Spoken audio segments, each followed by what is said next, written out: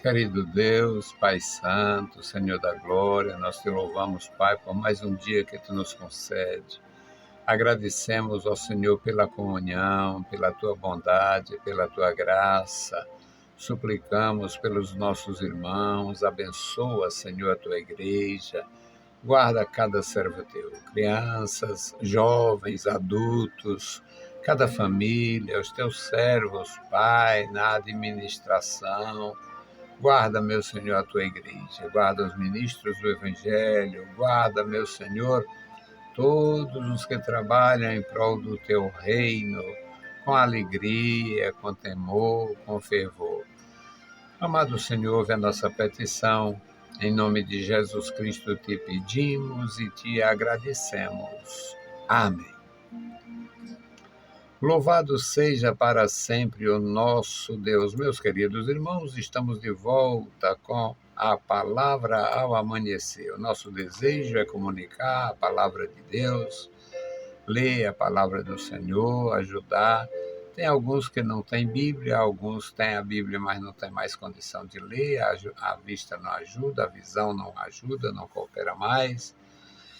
E nós nos propomos a ler a palavra, a expor a palavra, a suplicar pela igreja, orar pelos nossos irmãos, porque faz muito bem ao nosso coração.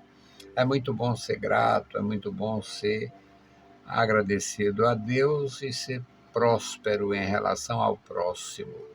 Ter altruísmo, se colocar no lugar do outro, ter empatia pelos que estão aflitos, pelos que estão necessitados.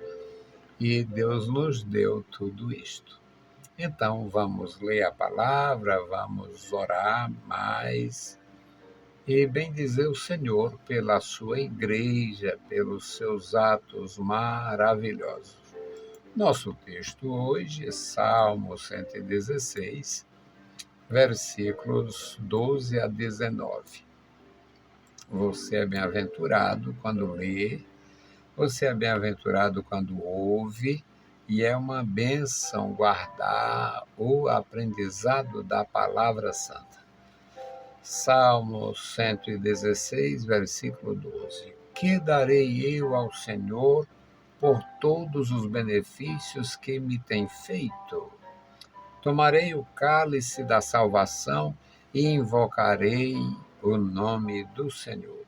Pagarei os meus votos ao Senhor, agora na presença de todo o seu povo. Preciosa é a vista do Senhor a morte dos seus santos. Ó Senhor, deveras sou teu servo, filho da tua serva, soltaste as minhas ataduras. Oferecer-te-ei sacrifícios de louvor e invocarei o nome do Senhor. Pagarei os meus votos ao Senhor na presença de todo o seu povo. Nos átrios da casa do Senhor e no meio de ti, ó Jerusalém. Louvai ao Senhor. Meus queridos irmãos, nós temos uma cultura, o ser humano tem uma cultura de receber presente e retribuir. O ser humano tem uma cultura de dar um presente e receber retribuição. Faz parte da nossa história. Nós temos esta cultura de dar e receber porque, na verdade, é interessante.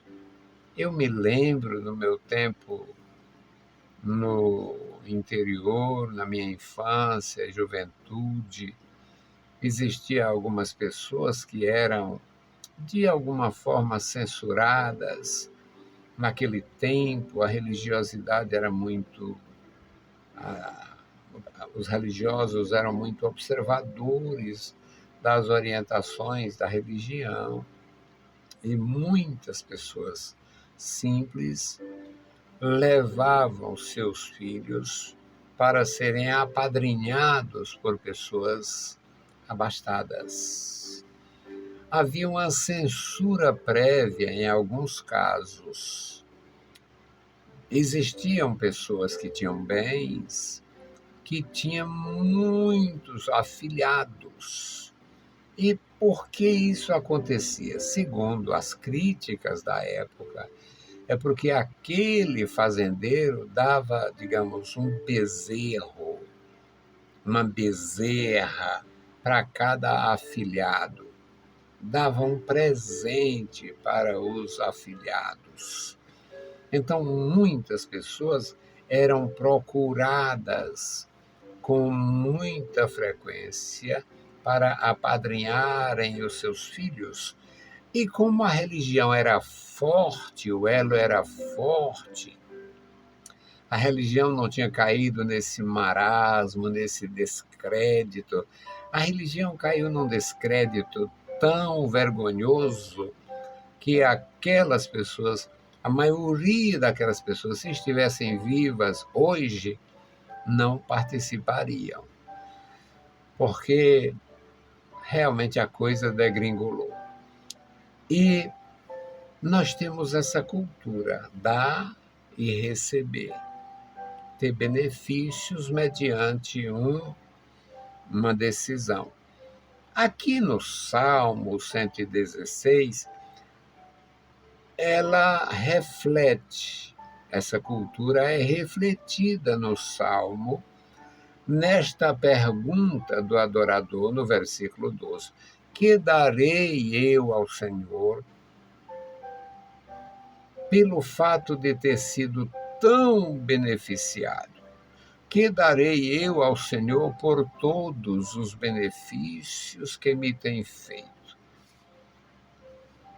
Ele mesmo responde, porque é um salmo, é uma poesia e é algo do Espírito. Ele diz: tomarei o cálice da salvação e invocarei o nome do Senhor. Pagarei os meus votos ao Senhor agora, na presença de todo o seu povo. Então, havia no adorador um conceito de recompensa, de compensação. Deus me deu muita graça. Eu recebi do Senhor muita sorte, muitas bênçãos, muitos benefícios. Então, eu devo retribuir a Deus. E eu vou retribuir o que o Senhor fez por mim com gestos de fidelidade. Primeiro, eu vou manter a minha comunhão com Deus. Tomarei o cálice da salvação. O cálice da salvação, meus amados, nesta linguagem, quem sabe era uma forma de apontar para a nossa alegria em Jesus Cristo. Jesus Cristo tomou um cálice de amargor para que nós tomássemos o cálice da doçura. Jesus Cristo tomou o cálice da amargura, do sofrimento, o cálice. Ele até clamou, ele até suplicou: Pai, se possível, passa de mim este cálice. O cálice que vinha repleto de amargura. A blasfêmia dos homens, a injúria dos homens, a traição dos homens. Havia naquele conteúdo uma forma de molestar o Filho de Deus com um cálice de terror.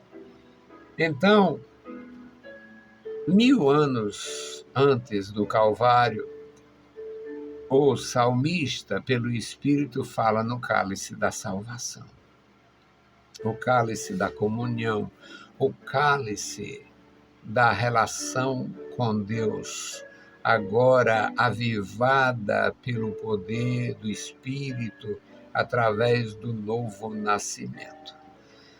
Eu vou retribuir o meu Senhor os benefícios tomando o cálice da salvação, cultivando a comunhão, aprofundando a relação com o Senhor. Primeiro, vou pagar todos os meus votos e vou pagar os meus votos de uma maneira que sirva de encorajamento, que sirva de lição para os outros, que sirva de incentivo a outros adoradores. Pagarei os meus votos na presença do seu povo.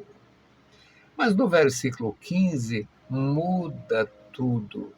Preciosa é a vista do Senhor a morte dos seus santos. Preciosa é, na avaliação do salmista, Deus que dá esta graça e este cálice de comunhão, enquanto a gente está tão exposto aos males, ao pecado, às intempéries da própria vida, às experiências amargas, algumas experiências muito penosas, mas como o Senhor nos enche de benefícios, o Senhor nos cumula com estes benefícios, aí a gente tem uma noção do que vem depois. Se aqui, separados do Senhor, uma coisa que Paulo expressa muito bem nas suas epístolas, agora estamos separados do Senhor, mas haveremos de nos ajuntar ao Senhor. Agora, ele diz aqui, a morte dos servos do Senhor se torna preciosa aos olhos do Senhor, porque nós, após passar esta experiência, que na poesia dos cânticos se refere ao rio, ao Jordão e outras expressões, quando isto realmente acontecer, então nós estaremos livres para nunca mais ter separação, dor, tristeza.